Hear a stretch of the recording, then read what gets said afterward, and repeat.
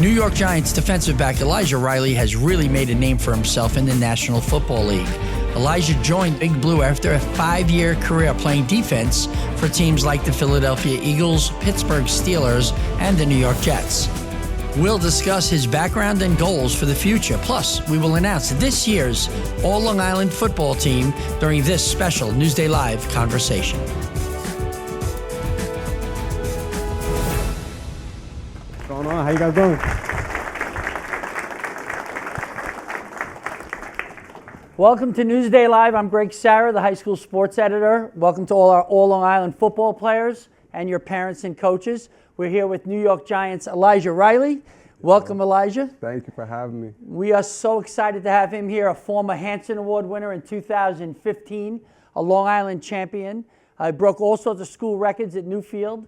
They scored 518 points his senior year, tied by Sayville this year, 518 points in a single season. And Elijah's had quite a journey from PAL football, middle school, high school, through his appointment at West Point, playing for Army, and then ultimately playing in the NFL for 4 different teams. He's currently in the concussion protocol on injured reserve with the New York Giants. And welcome aboard. I mean, tell us about the grassroots of football for Elijah Riley. Yeah, man, it's a pleasure to be here. You know, I want to start by congratulating you all for being here.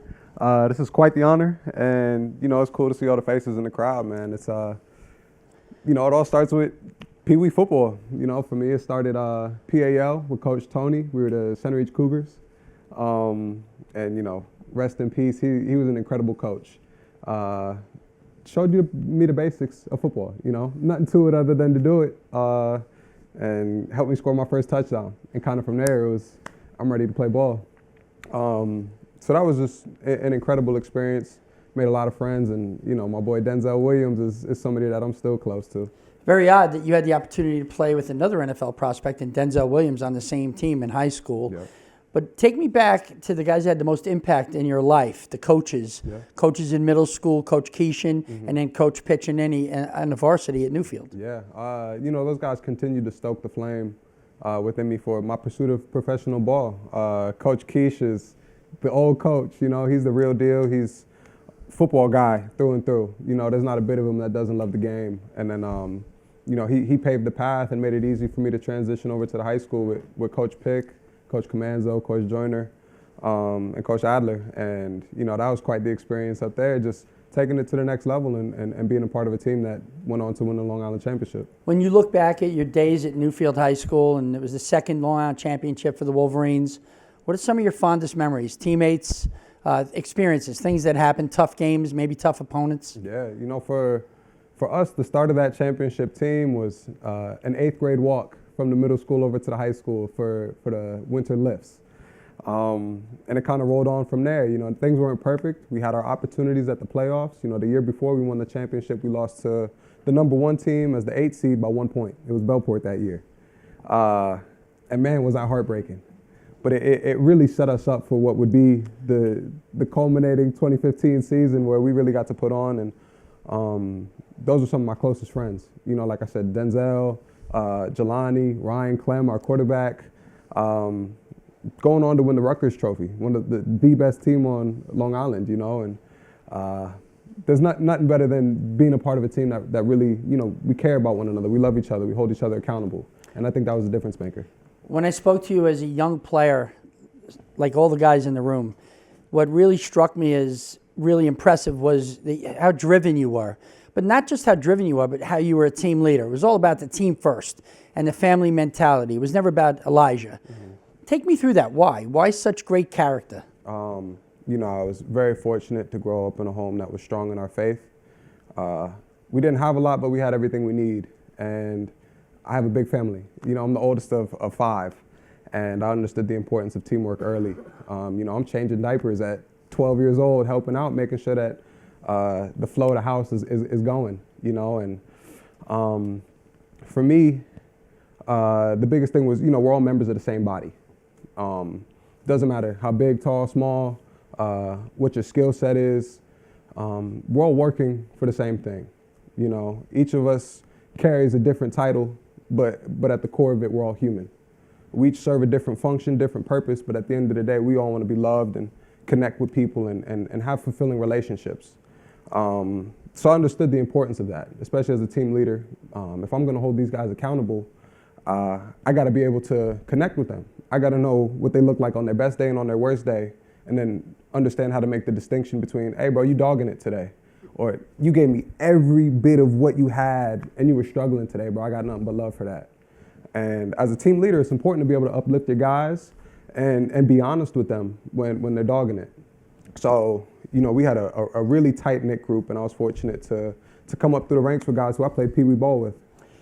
This room is loaded with leaders and guys with exceptional talent and ability, and some of the numbers would blow you away statistically. But it's what they have in heart and character is why they make first and second team All Long Island.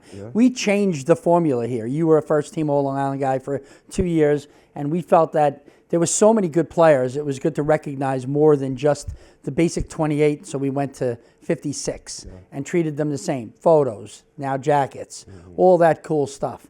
But when I talked to you about football, and we were talking when you had your appointment to West Point, and we talked about football in general, how it galvanizes a community and what it did for the Selden community in Newfield, and how football is a brotherhood, and it's all about sacrifice and about doing for each other. You still hold that dear to your heart, don't you? Deep. That's in the fibers of my bones, man.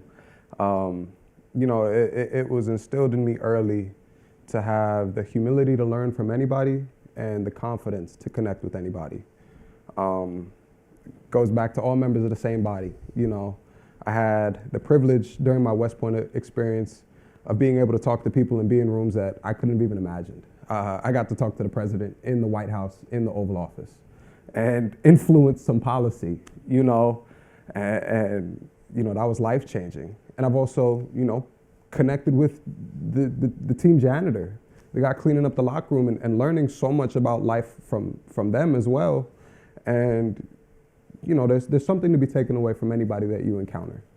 And not only that, smiling, asking somebody how their day's going, connecting with them. We're all human. And, I'm carrying the pads, he's carrying the mop, but our goal is to make sure this team is well-oiled.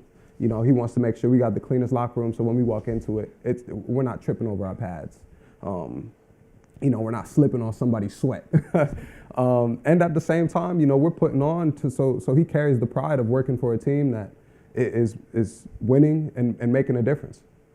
When you look at a group like this, or any group in general, and you do a lot of public speaking with young teams, and your message is always very clear. It's all about the team. And sometimes winning is losing and losing is winning. It's a mixed message if you don't handle it all in the same way. And what I mean by that is whether you win or lose, you act the same way. Absolutely. You were always big on that when you were a young guy.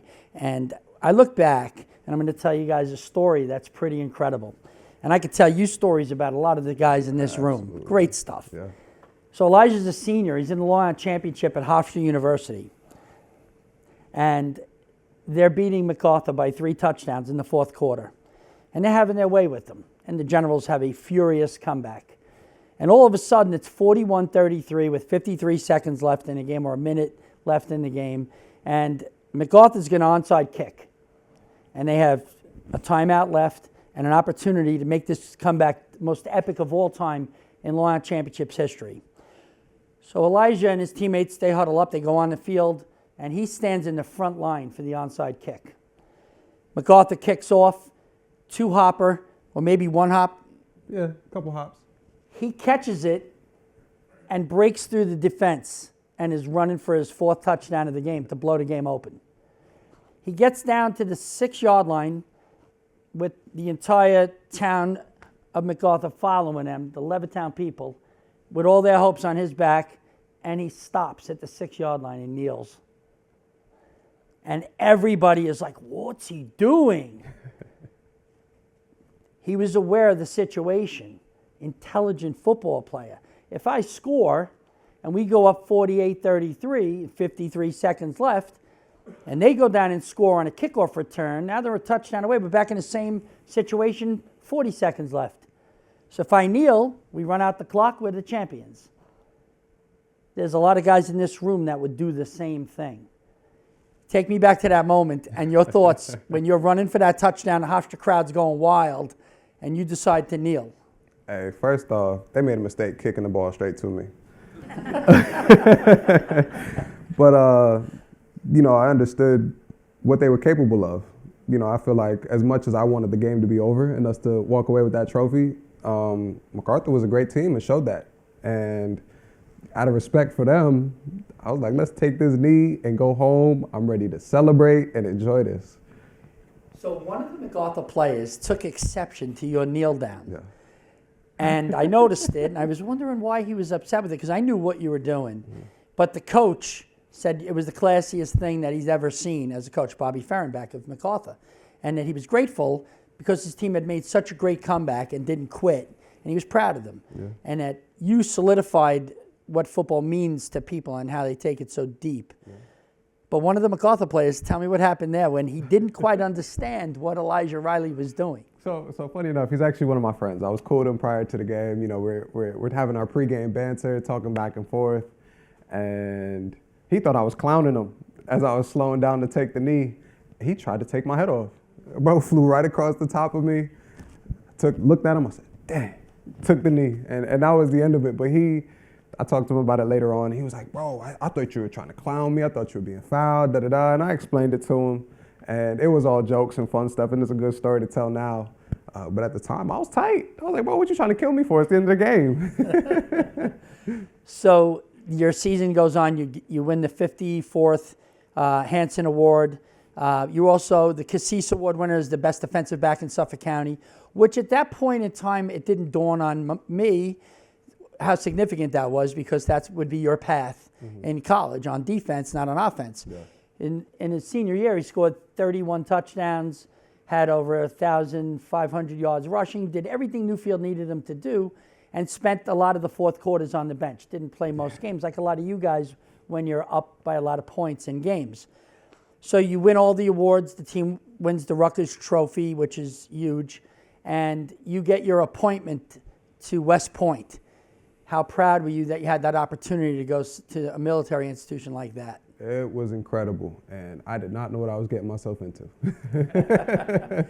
But yeah, it was definitely something I was really proud of. So how challenging is playing football at Army, taking a full class load and training to be in the military?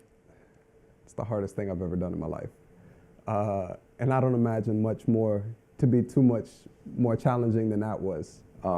New experiences will come, but that right there, those 4 years, were some of the hardest days of my life, in the best way. It challenged me in ways that I couldn't have even imagined, and I came out of the fire unscathed. I was refined. I was sharper. I just felt like my approach to life had not only changed, but really magnified what I felt like were good qualities within me already. Your best advice to the players in the room, as most of them graduate and move on to playing college, what would be the thing that you would tell them to be most wary of and most aware of, as far as, I need to do this to be successful? Yeah. Most importantly, you got to acknowledge this is a great honor that you guys have. You're all Long Island players. And that's something that you can carry with you the rest of your life. And I can guarantee many of you will have significantly more honorable things to stick up on your wall someday. But in everything you do, be all Long Island. My approach to life now is try to be all pro in everything I do. Obviously I want to be an all pro player, but I'm not just a football player. I'm a husband now. I'm a soon-to-be father. I'm a son. I'm a brother. I'm a leader in the community. And I'm trying to excel and exceed all expectations in everything that I do. So I want to challenge you all to not only be the best on the field, in the weight room, in the locker room, but in the classroom, at home, in the kitchen, helping out with your parents, taking out the trash.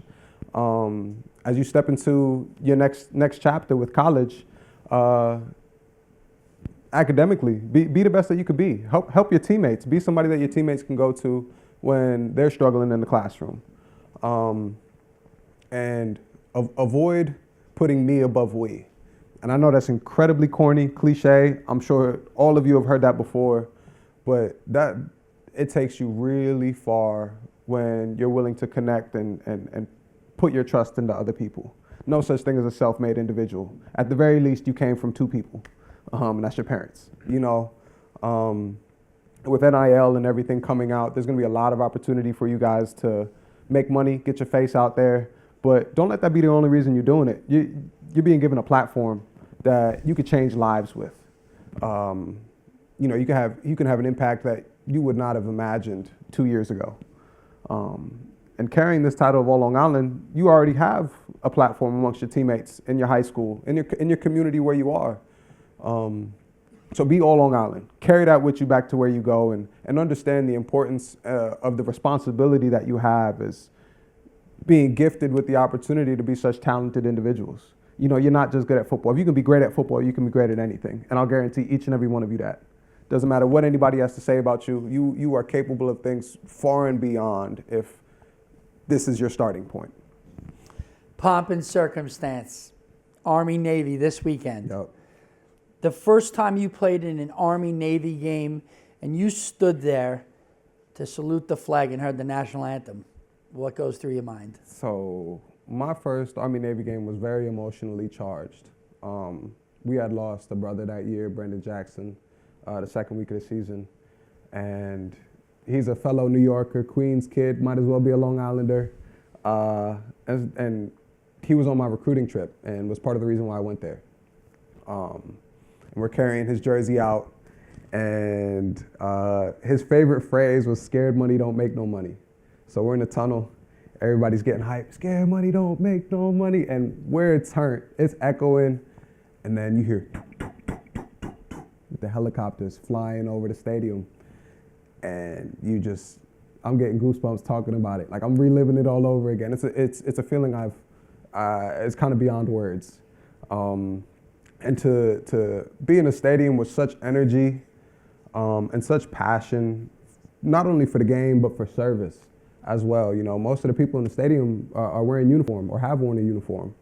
And, you know, the Army-Navy is one of the oldest, if not the oldest, rivalry in football. So, you know, it's a historic game that I get to be a part of. And as a freshman, that's daunting. But man, did I take in all of the experience. That was our first time beating them in 15 years. And seniors crying, cadets rushed the field. And that was probably like one of the greatest intros to college ball I've had.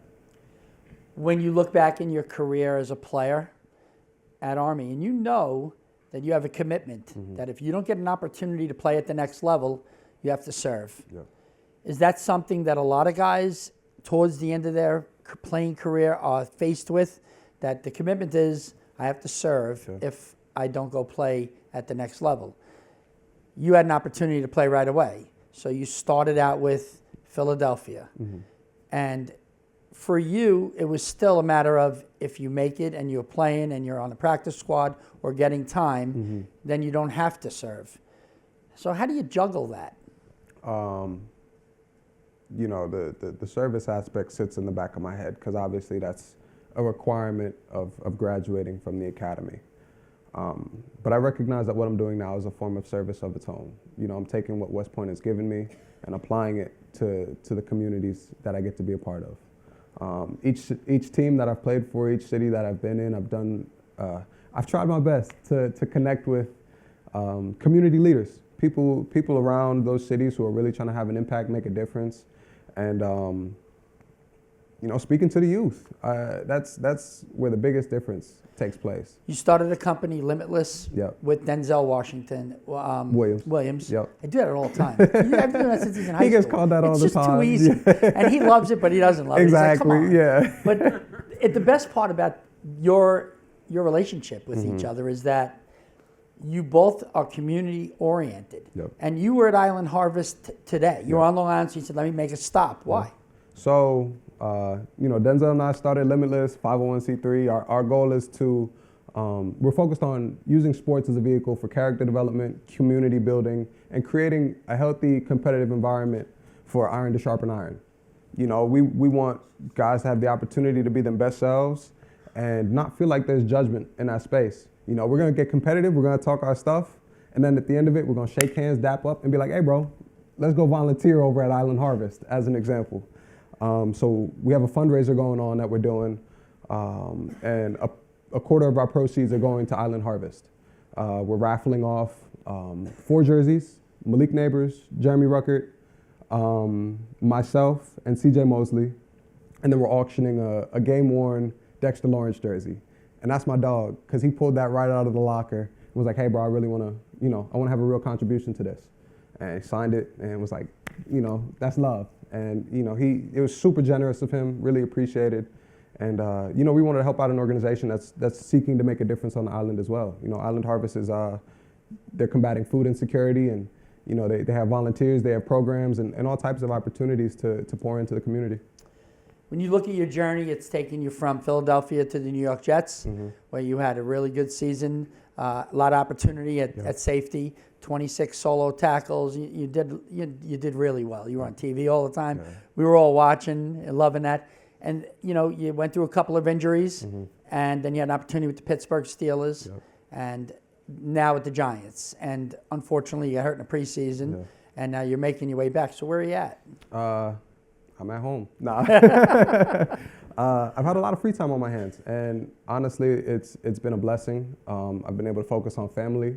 You know, we're expecting a little one in January, so that's so exciting for me. I get to learn how to be a dad, and that's been great. And I've been able to invest in the locker room and in my teammates and build those relationships that I was talking about, while also pouring into Limitless.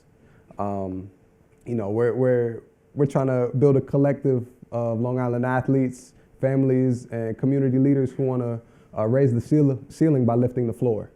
So a lot of my energy has been going towards that, you know, staying involved in the game, obviously, because we want to provide young athletes like yourselves with opportunity to connect with guys who are doing what I'd imagine many of you want to do.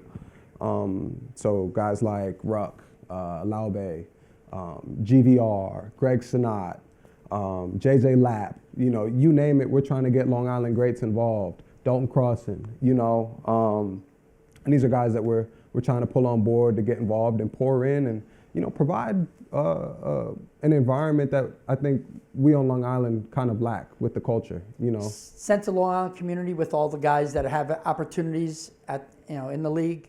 Matt Goncalves starting for the Indianapolis Colts. Yep. You know, does that make everybody feel pretty much proud of each other coming from a small area and doing big things? I got a lot of love for the guys who are doing it now, especially this recent draft class of young guys. I think there was like 5 or 6 who came out and had real opportunity to play. And, you know, we're trying to create a bit of a fraternity, you know, if you will, that just keeps cycling through, you know. One day you guys will be pouring into this one, however many of you are in the league, you know. And the goal is for it to just keep growing and growing and scaling so that by the time I'm off this earth, it's able to keep running on its own.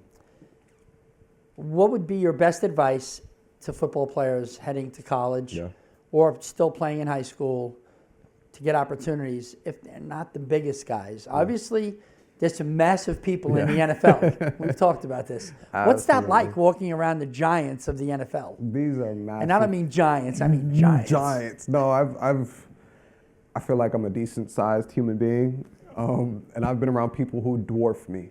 I get made fun of because I'm the small guy on the field now, you know?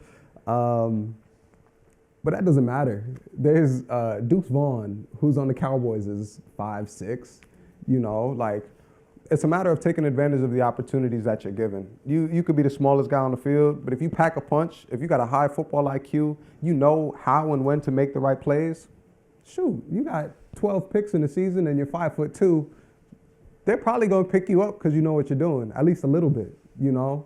So this is cliche, but, you know, it's not the size of the dog in the fight, it's the size of the fight in the dog.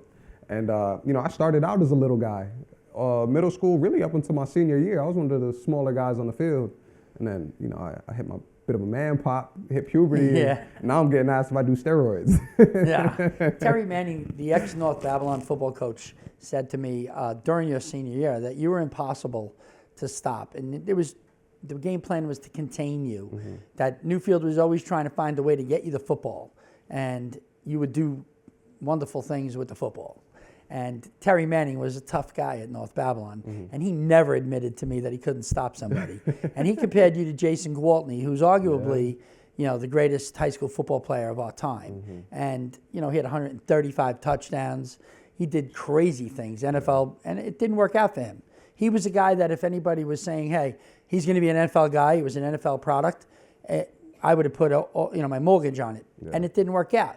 Because like you said, it has to be intelligence, football IQ, preparedness, and training. Being able to figure it out, and you've figured it out now for 6 years, how hard is it when one team closes the door and you got to open another door? How hard is that? Embracing change and trusting God's plan. The few things that are inevitable are change, death, and taxes. And I read somewhere it said one of the easiest ways to measure intelligence is somebody's ability to adapt to change. And that's something that was huge and widely taught while I was at school. You got to be able to think critically and move fast on your feet. And having bounced around to 4 different teams in 5 years has been a challenge. It's required us to get up and go in the middle of seasons. It's required me to learn different playbooks in a matter of a week. And, take advantage of your resources. No matter what, there's somebody around you, like I said, who you can learn from. Whether it's the graduate assistant or the head coach, just asking a question. Closed mouths don't get fed. And, it's important to let people know when you're struggling.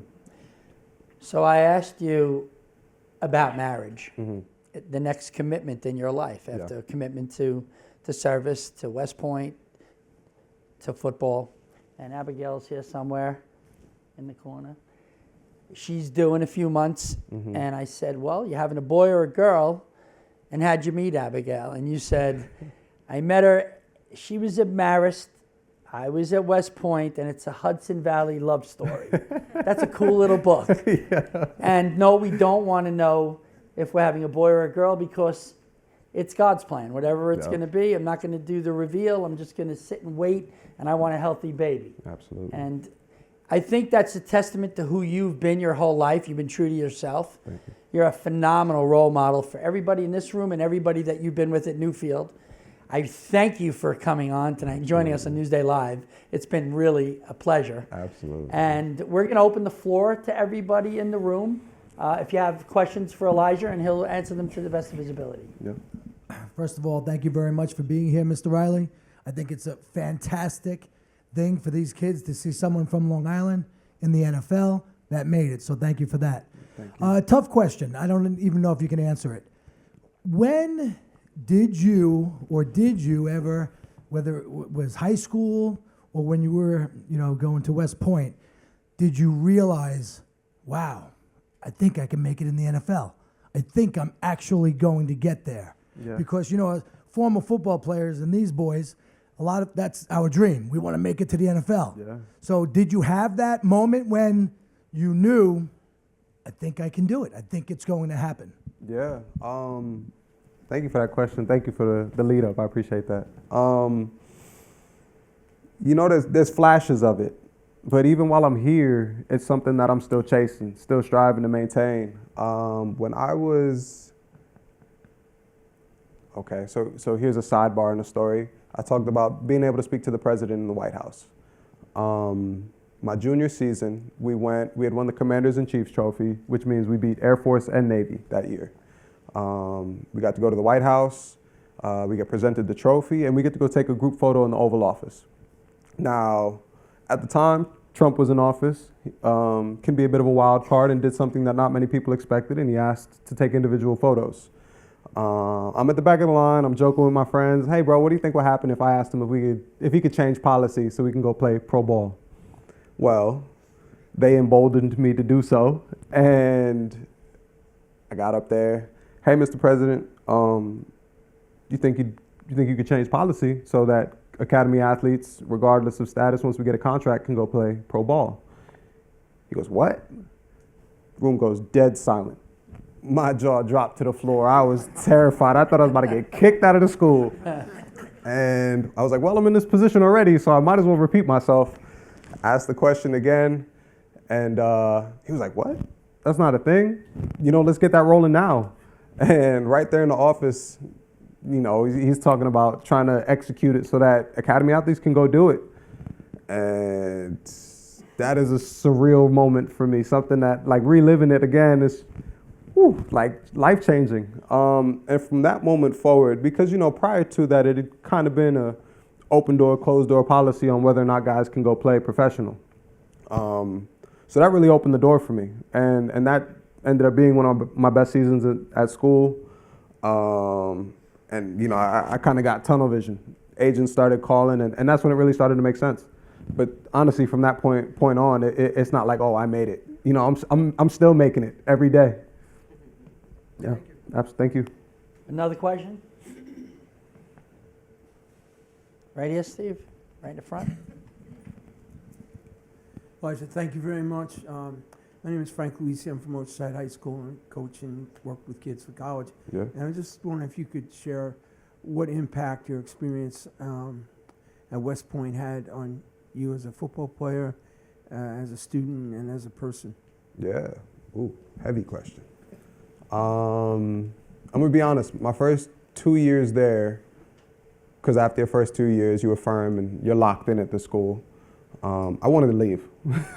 Every day that I was there, I wanted to leave. And that's where I learned how doing hard things that you don't always want to do, within reason, can take you places you wouldn't have thought you'd go. Whether it's waking up at 5 a.m. to go to morning formation, which is pretty much like attendance before going to class, or sleeping in the field, sharing sleeping bags with my teammates because we're shivering, and for some reason it's like 3 degrees in the middle of June. It just, I was doing things that, and having experiences that if I didn't go to that sort of an institution, I don't think I'd be the same person sitting here before you. It refined me and really showed me the value of service to others. And really how far that'll get you. And not doing it to get far, but understanding that there's value in relationship building and doing right by people. Thanks, Frank. Thank you. We have time for 1 or 2 more questions. Who do we have over here? Hey, Elijah, Len Genova from the National Football Foundation. Thank you so much for being here this evening and sharing such great information with the students. And also want to thank Gregg, Sarra, our host, and his whole staff here at Newsday for the tremendous job they do promoting high school football and sports throughout the whole year. So thank you. I know a lot of his staff is here tonight. The young people in the room tonight have already accomplished so much, but they're about to embark on some real challenges, both personally, professionally, and everything. And they're probably going to be challenged in immeasurable ways. So my question to you is, in your career, what's been the biggest obstacle you've overcome? What skills did you use or tactics to be successful, and what did you learn most importantly from that? I have been my biggest obstacle every time. Anything that's been set before me, I believe I've had the ability to get through. And that required a lot of reflection for me, But many times trying to do something perfectly and not make the mistake, I ended up stumbling on my own feet or creating an obstacle for myself that was non-existent. Even my mindset and approach to things, this is a simple example for me, but there was the Under Armour camp that I went to leading into my senior year. And that was my worst prospect camp that I had, solely for the fact of I was nervous lining up against every player in front of me, thinking, oh my gosh, this guy's a 4-star, this guy's a 5-star. I got to do my absolute best right now to beat him. The following weekend, I go to the Nike local opening, all the same guys, and I probably had one of my best football camps. One, because I was comfortable and saw that everybody there was a senior in high school just like me. But that I knew what I was capable of. I knew what skill set I had. I knew what I had been blessed with, and set my focus not on what I couldn't do, but what I've been blessed with the ability to do. And I went out there and was doing my thing. So the times that I've had the hardest time have been when I didn't believe I could do it. Or I thought that there was something that I needed in order to accomplish what was put before me. God's not putting me in any situations that I can't overcome. I've been well equipped, well established, blessed and highly favored. And, you know, everything before me is an opportunity, not an obstacle. Thank you. So for many of these young men in this room, they've always been the superstar. Starting at Pee Wee, everybody knew who they were. Now they're seniors, juniors in high school, and they're the big shot on campus. And then they go to their colleges, and if they're playing football, they're kind of starting at the bottom. Nobody knows who they are. How did you handle that, kind of trying to prove who you were and make your name at, especially West Point being such a competitive school? Yeah, thank you for that question. You know, I understood the importance of my approach to it. You know, I had to treat it like I was at the bottom anywhere I was, any day that I was there.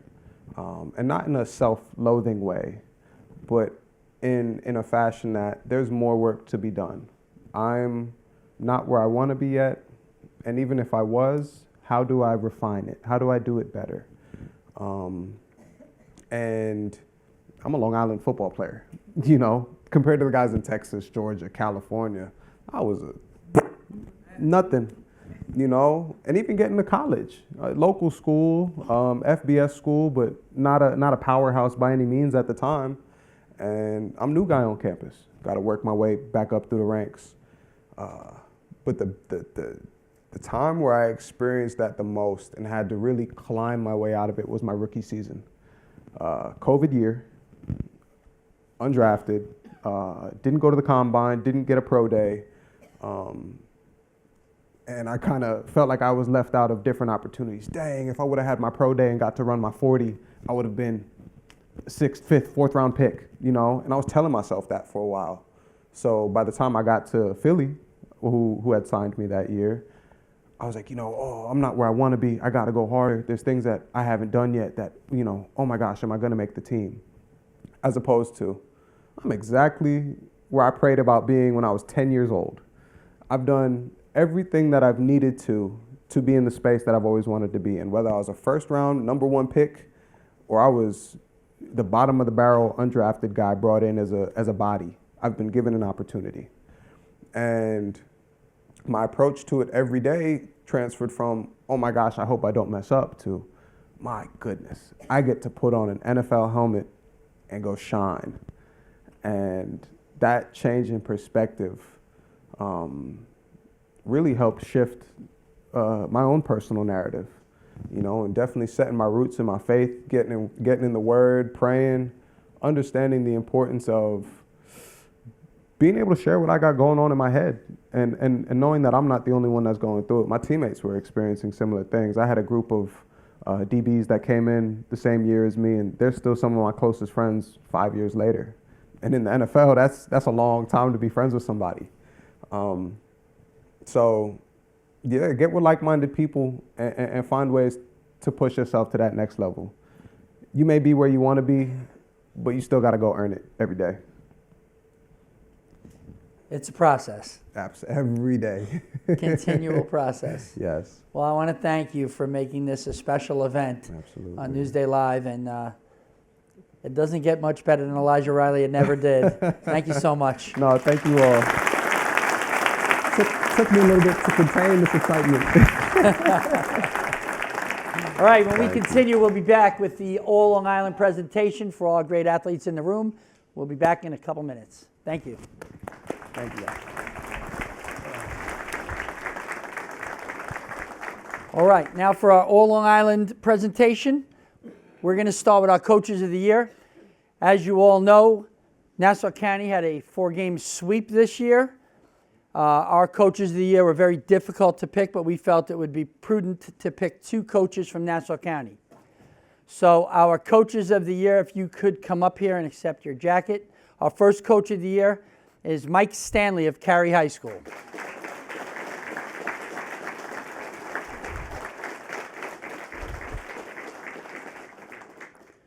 Our second Coach of the Year, also won a Long Island Championship, is Wantagh coach Keith Sachs.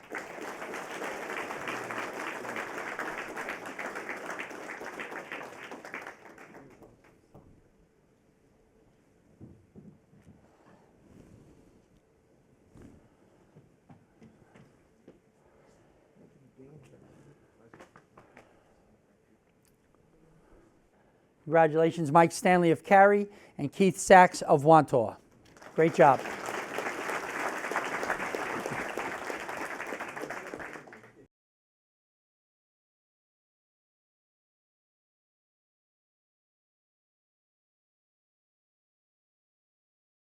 So a little surprise for today's All Long Island presentation. We're going to give out a big award that Newsday has sponsored the last 5 years.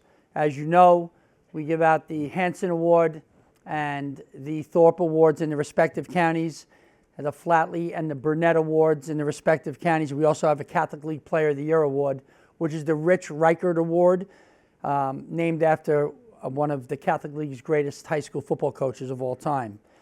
So this year's 5th recipient of the Rich Reichert Award is Gary Merrill of St. Anthony's High School. Gary had an outstanding year, completed 124 of 180 passes for 1,762 yards and 19 touchdowns, and this is really cool. He rushed 214 times for another 1,955 yards and 33 rushing touchdowns. So in 1 year, he had 3,714 yards and 52 total touchdowns. Your Rich Reichert Award winner, Gary Merrill. Congratulations. And go get your jacket.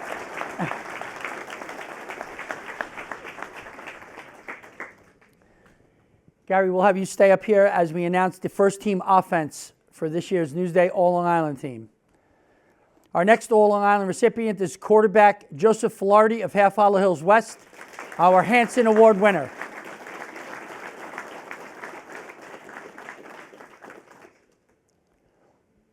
Our next quarterback on the All Long Island first team is Joey Diesso of Massapequa High School.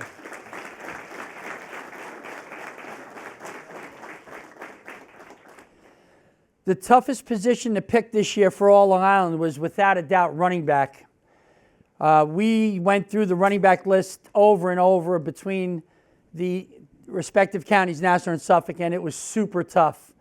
But we think we have the 3 guys that are outstanding in all ways and are phenomenal. And we get to see Jaquan Thomas one more time. He's a junior, Jaquan Thomas of William Floyd.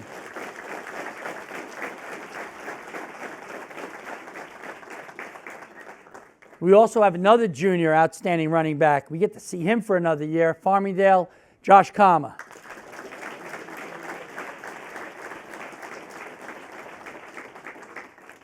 One of the greatest running backs and players in Long Island history.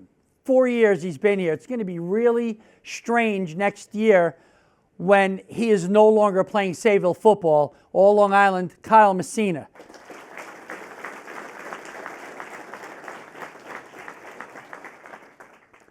Our wide receivers this year broke all sorts of records. We picked 3 for the first team, and we're really pleased with the 3 guys that we picked on the first team. Our first guy is Anthony Rayo of Half Hollow Hills West.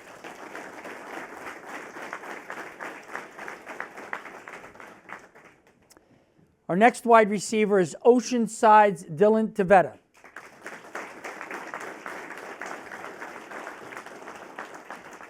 It's tough when you're in the middle of the row. A lot of traffic.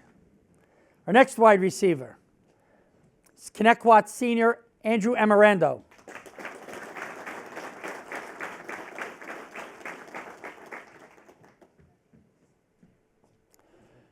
Our committee did a nice job this year of picking 5 offensive linemen. We are really happy with this offensive line that could play in college right now. These guys are huge, and they can play football. Our first lineman is Lucas Cottagio of Chaminade High School. Our next all-line lineman is Aaron Fisher of William Floyd High School.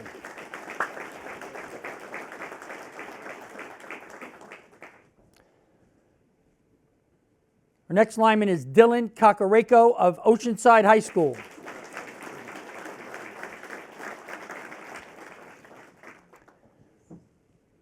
Our next lineman is Xavier Ali of Walt Whitman High School.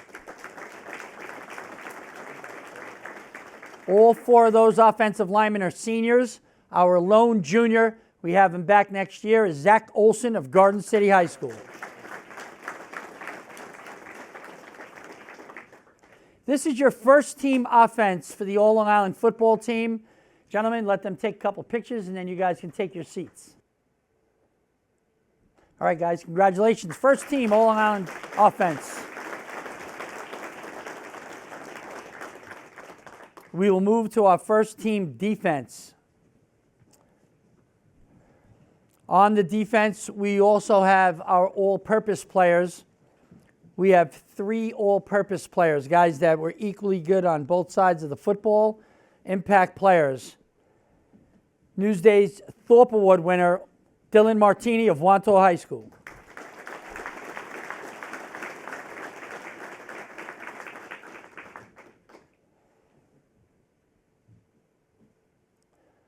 All-purpose Tyler Violta of Massapequa High School.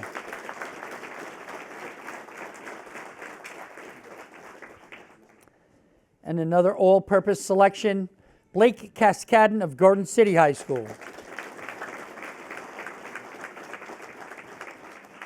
Our big boys on the defensive line. We have 4 selections, first team defense. Trevon Cole Jenkins of Half Hollow Hills East.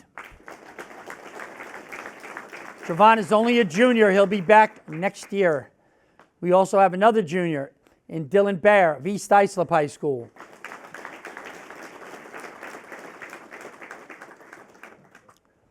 Our 2 seniors on the defensive line, Sharif McMillan of Wanto High School.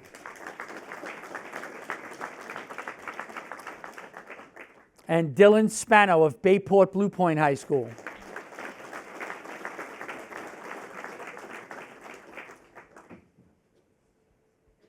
We have 5 linebackers. Our linebackers are led by Burnett Award winner Mikey Sands of Sayville High School.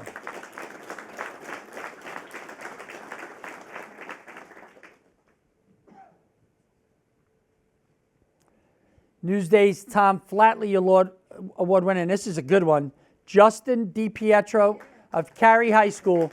He's only a sophomore. The Flatley and Burnett Award winners are the Defensive Players of the Year in their respective counties. That's Mikey Sands of Sayville and Justin DiPietro of Cary. Just want you guys to know that.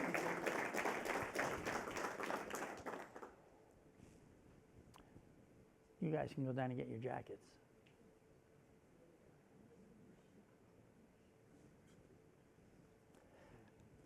Our defensive backs. Michael Berkery of Garden City.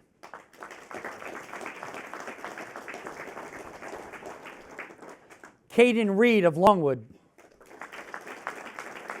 Caden Reed is another junior coming back next year. And a guy who made an incredible impression on me in the championship games, Christian Tadaro of Cary High School.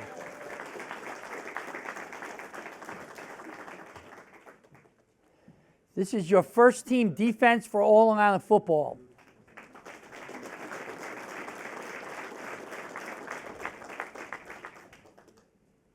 Congratulations. Thank you, fellas. First team defense.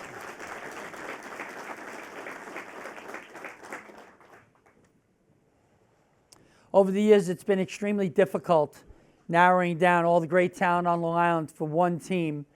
And we've always had a second team, guys that just missed being on the first team, and I always felt it didn't matter because it was greatness. It didn't matter if you were on the first or the second team. If you were out in 5, 6, 7 years, you're out with your friends, and you tell somebody you made All Long Island, you didn't tell them, I made All Long Island second team or your first team. You don't say that. You say, I made All Long Island. It's all the same. So Newsday, and a tribute to the people that I'm working with from our Community Affairs Department, Public Relations, they all agreed. And we went back to giving out jackets and taking care of all the great players. So we went with the first and second team and team photos for both. So that's why we find ourselves here tonight honoring all the great players. So here we go. Second team offense. Quarterbacks, 3 of them. Thomas Costarelli of East Islip High School. Shane Harmon of Oceanside High School.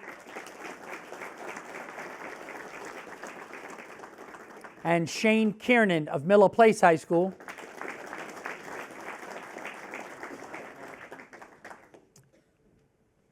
We have a double Shane here, so both of them will be back next year firing footballs all over the field. They're both juniors, Shane Harmon and Shane Kiernan, so we look forward to that.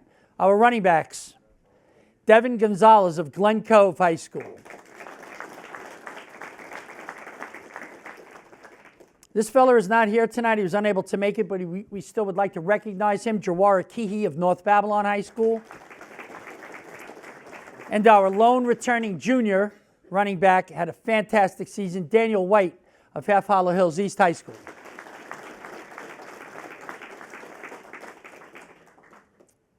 Our wide receivers, and there are 3 of them, Gavin Gachalian of Farmingdale High School.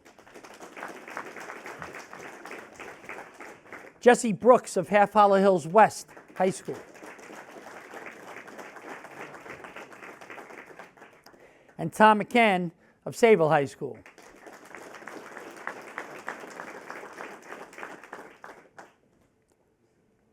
Our linemen, Andrew Perez, Wanto High School. Howie Silverstein of Cary High School.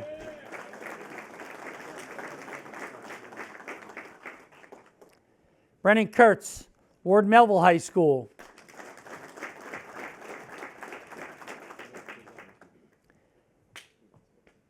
And Ryan Batchmore of Bayport Blue Point High School. Your second team offense, all Long Island.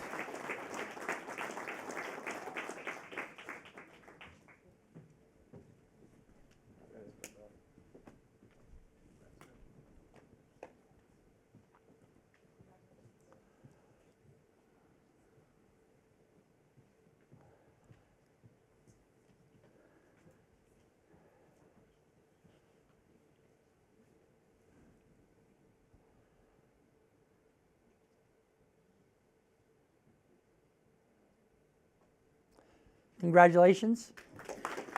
All Long Island Newsday. Now we go to our defense.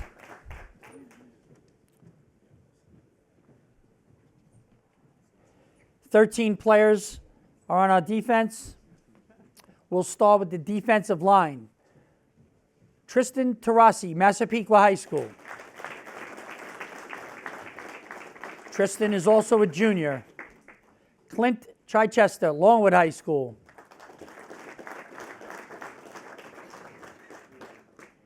Brady Bouch, Manhasset High School.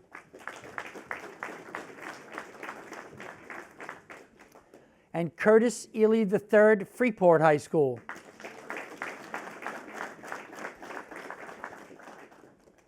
Our linebackers, all seniors. Louis D'Agostino, Chaminade High School.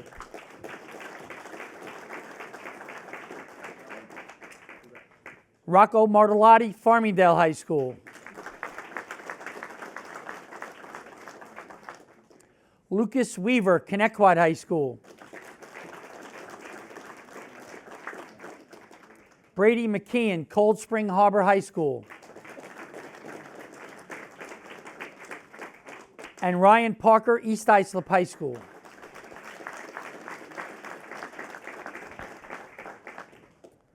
We have 4 defensive backs rounding out our team defense. Kevin Moore, St. Anthony's. He's only a junior.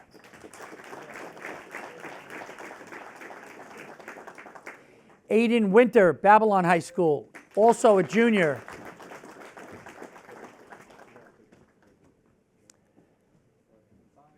Andrew Riggs, Comac High School. And Lucas Martin, Half Hollow Hills East High School.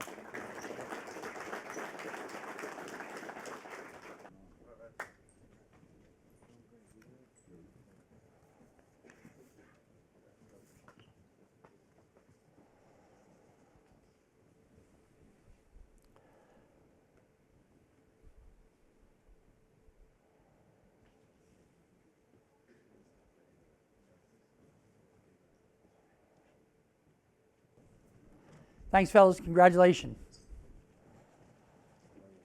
These 3 linebackers are first-team defense. We'd like you guys to come up and take a photo. Dylan Bender, Oceanside High School.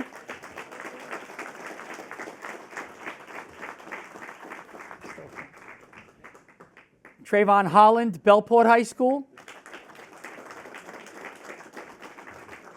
And Dean Schmidt, Chaminade High School. So my apologies to those three guys. I'll tell you a small story. Nobody's perfect. When we sent the teams over, their first team defense, we misspelled Dean Schmidt's name. We had a double T or we had a DT, and it's a double T. So when we changed it to the right spelling of a double T, we took the linebacker core out, and those three names got skipped. But because Melissa's on her game, she whispered in my ear that we're missing three guys, and there they are. So congratulations, first team defense. Sorry about the mix-up. I didn't want you guys killing me. All right, that does it for our All Long Island teams. Congratulations to all the players and our coaches.